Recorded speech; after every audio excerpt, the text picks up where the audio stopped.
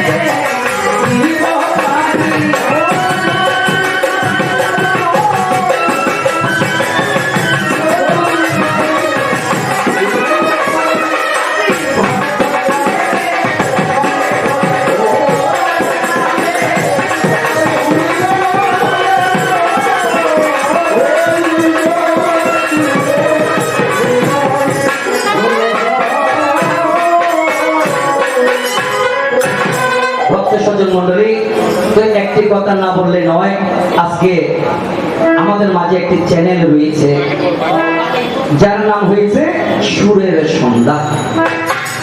এই সুরের সন্ধ্যা, এই চ্যানেলটি থেকে আজকে আমাদের দেশে অথবা বিদেশে, পৃথিবীর বিভিন্ন কান্ট্রি থেকে যে যেখান থেকে আজকে আমাদের গান শ্রবণ করছেন, আমি চট্টগ্রাম বেতার টেলিভিশন এবং বাংলাদেশ কবিয়ার সমিতি চট্টগ্রাম হইতে আপনাদের যুগল কমল পদ পার্থে একটি শুভ নমস্কার জানিয়ে যাচ্ছি। বাবা ছিল না বলতে পৃথিবীতে কিছুই ছিল না, সংক্ষিপ্ত ভাবে, ঠিক আছে? সূচনাটা আমি লম্বা করবো না। সৃষ্টিকর্তা ব্রহ্মা, পালনকর্তা বিষ্ণু, সংখ্যাকর্তা দেবাদিদেব মহাদেব। ব্রহ্মার সৃষ্টি মনে করেন শুরু হয়ে গেল, আর উপরে যাচ্ছি না, একটু নিচের থেকে শুরু করেছি। যদি নিরাকার ব্রহ্ম থেকে শুরু করি, এগুলো 2 ঘন্টা লাগে শুধু সূচনা করতে। ছিল না বলতে পৃথিবীতে কিছুই ছিল না। আমার ব্রহ্মার সৃষ্টি শুরু। সৃষ্টি কাদেরকে? অঙ্গিরা, অগ্নি, মরিচি, পুরহ, পুরস্ত, নারদ, বৈশিষ্ট্য, জামদগ্নি এবং এই বৈশিষ্ট্যমণি। এইভাবে ব্রহ্মা শত শত পুত্রকে তিনি সৃজন করেছেন। তো একদিন পুত্রদেরকে ডেকে জিজ্ঞেস করবেন, বাবা তোমরা সবাই বিবাহ করবে? পুত্ররা বলে যে না বাবা, আমরা কেউ বিবাহ করবো না। তো তোমরা যদি বিবাহ না করো, এই পৃথিবীতে মানব সৃজন কেমন করে হবে? এখন ব্রহ্মার আগে প্রধান্বিত হয়ে এই ব্রহ্মার ললাট হতে 1 ফোঁটা ধর্মবিন্দু মাটিতে পড়েছে। সেখান থেকে একটি সন্তানের জন্ম হলো। আমি বলে যাই, যাকে আমার সনাতনের আদি পিতা বলে, কিন্তু কথা মিথ্যা। আচ্ছা, আমরা তো এখানে সবাই হিন্দু, প্রতিটা ধর্মে কিন্তু বাবা একজন আদি পিতা মানে। তো আমাদের সনাতন ধর্ম মতো তো একটা আদি পিতা অবশ্যই আছে। আচ্ছা, আমাদের সনাতন ধর্ম মতো আদি পিতার নামটা কি? হরে কৃষ্ণ। তো এই জন্য মাঝে মধ্যে ভাষা কীর্তন লাগে, আর মাঝে মধ্যে ধর্মীয় বক্তা লাগে, কারণ এগুলো শিকার জন্য মানুষকে। আমাদের সনাতন ধর্ম মতে, আমি তো তোমাকে জিজ্ঞেস করি, তুমি তো আমাদের লোক, তুমি কেন কথা বলছো? আমাদের সনাতন ধর্ম মতে আদি পিতার নাম হয়েছে স্বয়ম্ভু মনু। মনুর সন্তান বলে আমরা মনুষ্য। আমাদের আদি মাতার নাম হয়েছে শতরূপা। এই স্বয়ম্ভু মনু আর শতরূপার সন্তান ছিল 5 জন। কয়জন? 5 জন। 3 জন কন্যা সন্তান আর 2 জন ছিল পুত্র সন্তান। পুত্র সন্তানকে উত্থানপাদ ও প্রিয়ব্রত। কন্যা সন্তানগুলো কারা? আকতি, দেবাহুতি, প্রসূতি। এগুলো আবার এক একটা কিন্তু বাবা শ্রেষ্ঠ শ্রেষ্ঠ বরের কাছে তাদেরকে দিয়ে দেওয়া হয়েছিল। প্রসূতিকে দিয়েছিল কাকে? দক্ষ রাজাকে, যার ঘরে দুর্গার জন্ম, সতীর জন্ম। আকুতিকে দিয়েছিল কাকে? শ্রাবণ ঋষিকে, যার পরে হয়েছিল রত্নাকর দস্যের জন্ম। দেবাহুতিকে দিয়েছিল কাকে? কর্দম ঋষিকে। এই উত্তানপাদ প্রিয়ব্রত পুত্র হয়েছে 2 জন। উত্তানপাদের স্ত্রী ছিল 2 জন। কয়জন? 2 জন। একটার নাম সুনীতি আর একটার নাম সুরুচি। সুনীতির ঘরে হয়েছে বাবা উত্তমের জন্ম। সুনীতি ছিল বড় স্ত্রী, উত্তমের জন্ম। আর একদিন এখানে বক্তৃতাতে আমাদের ব্রহ্মচারী মহোদয় ভাগবত পাঠে কিন্তু বলে গিয়েছিলেন ধ্রুবের কথা। এই ধ্রুবের জন্ম হয়েছে কার ঘরে? সুরুচির ঘরে। সুরুচির ঘরে যখন ধ্রুবের জন্ম হয়, আমার সনাতনের একটা বিধি আছে, কথা মিথ্যা। আমরা জানি যে রাজার পুত্র বলে রাজা হয়, আর বাবার যদি 5 জন যদি ছেলে থাকে, বড় পুত্র নাকি সিংহাসনের মালিক হয়, ছোট পুত্র কখনো সিংহাসনের মালিক হয় না, হয় না। তো একদিন উত্তানপাদ বসেছিল কোথায়? রাজ সিংহাসনে। আর ছোট পুত্র 5 বছর এখনো পূর্ণ হয়নি। এই ধ্রুব গিয়ে বাবার কোলে বসতে চেয়েছিল। সৎমা গিয়া সাথে সাথে কোল থেকে নামিয়ে দিল তারে। কান্না করতে করতে মায়ের কাছে গিয়ে বলে, মারে আমার সৎমাই আমায় বাবার কোলের থেকে নামিয়ে দিছে, বলো একটু। এখন বর্তমান সমাজে হলে তারা বুলেটটা আরো ছোট করে উপরে টিনের ছাড়ি আবাসটা ওখানে বাড়ি পায়। আমাদের বর্তমান সমাজে হলে সৎমা যদি কোল থেকে নামিয়ে দিত, মাই বলতো যে বাবা আর কয়টা দিন ধৈর্য ধর, তুই একটু বড় হয়ে নে, আমরা একদিন তার প্রতিশোধ নেব। না, মা সুন্দর কথা বলতে বলে, বাবা তুই তো সৎমাকে গিয়ে জিজ্ঞেস করে দেখ এমন কি কর্ম করলে এই সিংহাসনে বসতে পারবি। চোখের জলে কান্না করতে করতে মায়ের কাছে গেল। কার কাছে? সৎমার কাছে। বলে, মা তুমি তো আমাকে বাবার কোল থেকে নামিয়ে দিয়েছো, আমাকে তুমি সিংহাসন থেকে বঞ্চিত করেছো, আমি এমন কি কর্ম এই সিংহাসনের অধিকারী হব। তাকে একটা সোজা রাস্তা দেখিয়ে দিয়েছে। রাস্তাটা কি? বলে তুমি যদি সাধনা করে যদি কৃষ্ণ চরণ দর্শন করতে পারো তাহলে সিংহাসনের মালিক হবে, আর না হয় তুমি কোনোদিনও বসতে পারবে না। মায়ের কথা ধরে চোখে চলে ধীরে ধীরে বনের দিকে গেল। হা কৃষ্ণ বলে ঘুরিতে লাগলো। তার মুখে শুধু একটি কথা, যেমন আমাদের শ্রীপাদ মহেন্দ্রজি প্রভুকে বন্ধুকে, প্রভুকে বন্ধুকে, তার মুখে ছিল কিন্তু কথা শুধু একটা। ঠিক ধ্রুবের মুখে ছিল কি? কৃষ্ণ কৃষ্ণ কৃষ্ণ। এদিকে আমার ভগবান বলে, ওরে নারদ, এই ছেলেটাকে তুই তাড়াতাড়ি গিয়ে একটু সাক্ষাৎ দে। বলে কেন? বলে তিনি এখনো অদীক্ষিত, এখনো ধ্রুব দীক্ষিত হয় নাই। তুই তাকে যতক্ষণ তুই তাকে তার কানে কৃষ্ণ মন্ত্র না দিবি ততক্ষণ পর্যন্ত আমি তাকে চরণ দর্শন দিতে পারবো না। নারদের বাবা হাতে কি? বিনা যন্ত্র। তার মুখে রয়েছে সর্বদা কৃষ্ণ মন্ত্র, কৃষ্ণ মন্ত্র। ওরে কৃষ্ণ মধুর নাম জপরে অভিরাম, শান্তি পাবিরে মনান্তরে।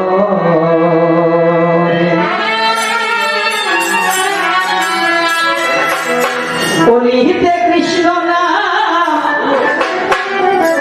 জীবেরই পরিত্রাণ।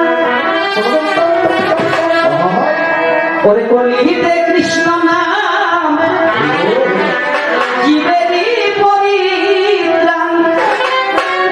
গোলকে যাবি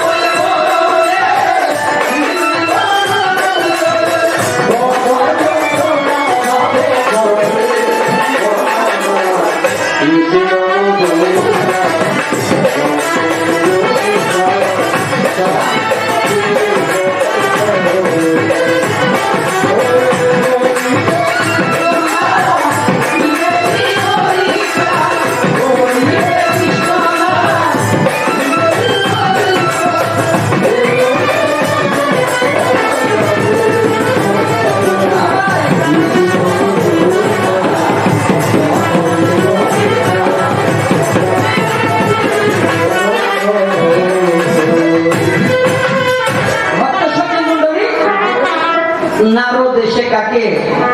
ধ্রুবকে দীক্ষা দিয়েছে। আমার ভগবান এসে তাকে সাক্ষাৎ দিয়েছে। জিজ্ঞেস করে, বাবা তুমি কি চাও? বলে, প্রভু আমি যেখানে তোমার চরণ দর্শন পেয়েছি আমার আর পৃথিবীতে কিছুই লাগে। বলে না, তুমি তো একটা না একটা আশা নিয়ে অবশ্যই তুমি আমার সাধনা করছো। বলে না, আমার আর কিছুর প্রয়োজন নেই। বলে তুমি না চাইলেও আমি তোমাকে দিতে বাধ্য। সামান্য একটা সিংহাসনের জন্য তোমার চোখের জল দেখা যাচ্ছে।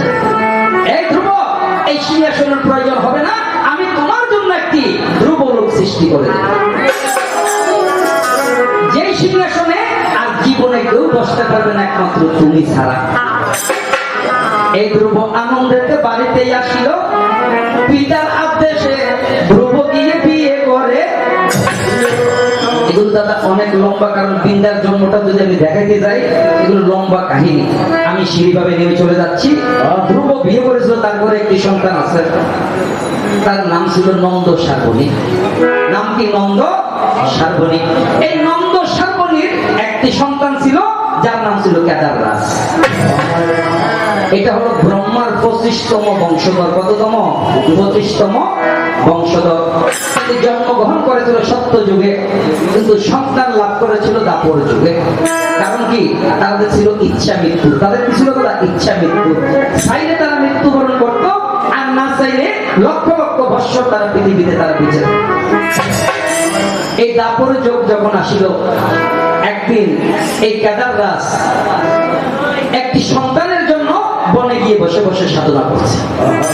হঠাৎ করে বৈশিষ্ট্য মুনির সাথে সাক্ষাৎ হইয়া যায়। জিজ্ঞাস করে, বনে বসে কি করতেছো বলো না। আর বলে, আরে বাবা, বনেতে সাধনা করে কেউ কখনো সন্তান লাভ করতে পারে না। একটা কাজ করো, বাড়িতে গিয়ে তুমি একটি পুত্রশ্রী যজ্ঞ করো, আর যদি পুত্রশ্রী যজ্ঞ করো তুমি সেখান থেকে একটা না একটা ফল লাভ করবে। এই কেদাররাজ বাড়িতে গিয়া একটা যজ্ঞ করলো, তাই করেছিল পুত্রের জন্য, কন্যা সন্তান জন্ম হলো কথা মিথ্যা। যজ্ঞ করেছে কার জন্য? একটি পুত্র সন্তানের জন্য।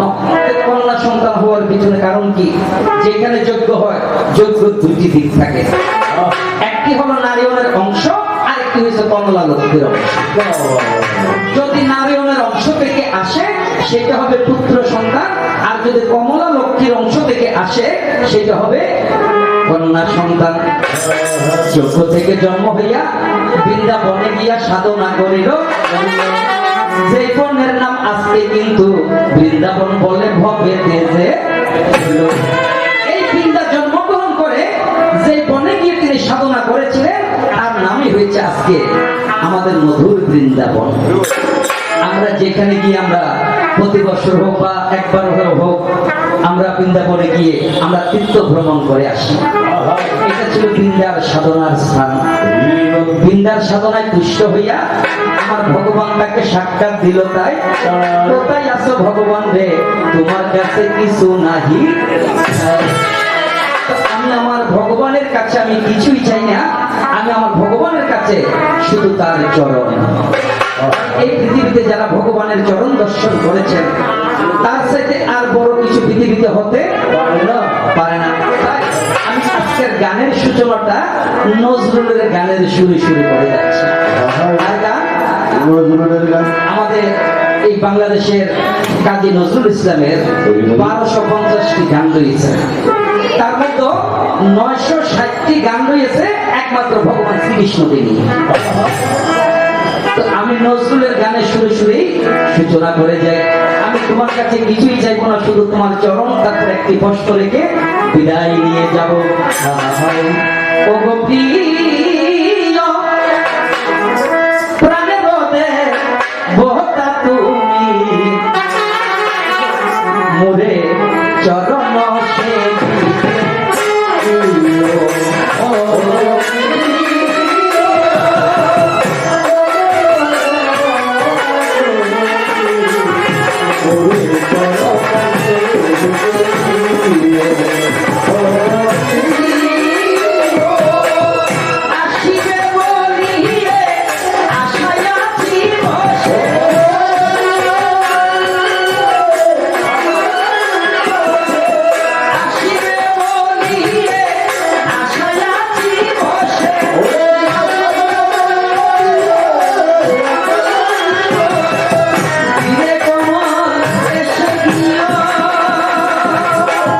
Yeah.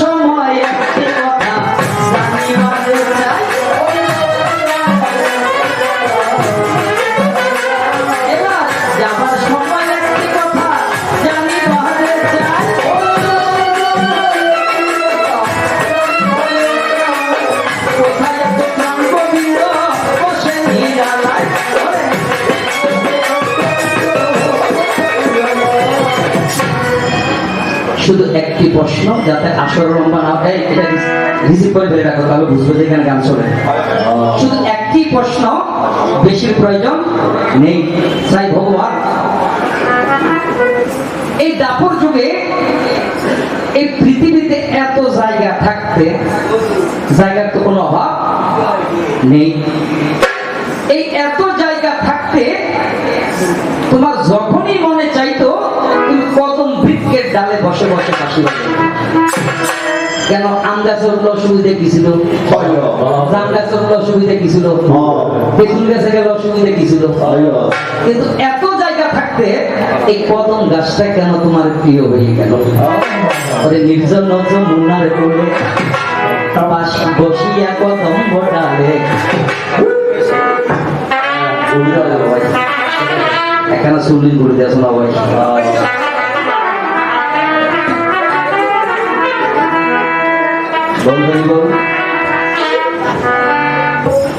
ঠিক আছে, হ্যাঁ বাজাইতে হবে না। ঠিক আছে। নির্জন যমুনার কূলে বসিয়া কদম ডালে বাজাই বাসি বন্ধু সে মরে।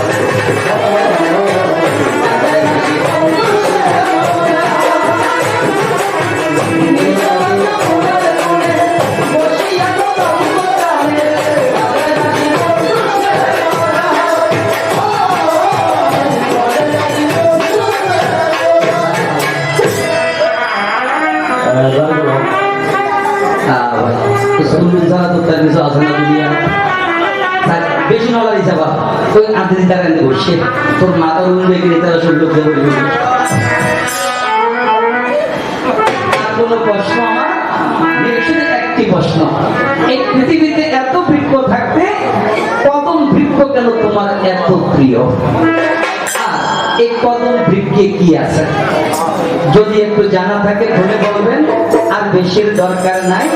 এবার যাবার সময় সুরে সুরে আপনাকে আমি আরেকটু ভালোবাসা দিয়ে যেতে চাই। সুরে সুরে আপনাকে একটু ভালোবাসা দিয়ে দেবো। শুনতে হবে কার? কিছুদিন আগেও যিনি আমাদের মাঝে ছিল, বর্তমানে নেই, আমাদের বাংলাদেশের একটা সেরা ক্লাসিক্যাল শিল্পী এবং আধুনিক গানের কর্ণধার, যার নাম ছিল সুবীর নন্দী। এখন আর আমাদের মাঝে নেই। আজকে আমি আশ্রম হতে তার আত্মার সদ্গতি কামনা করে যাই। ওরে কত যে তোমাকে এসেছি ভালো, কথা তুমি যদি জানতে,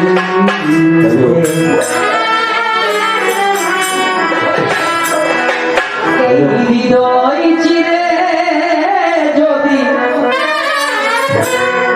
দেখানো যেত,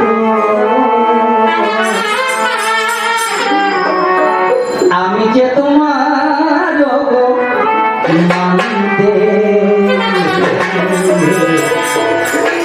সে কথা তুমি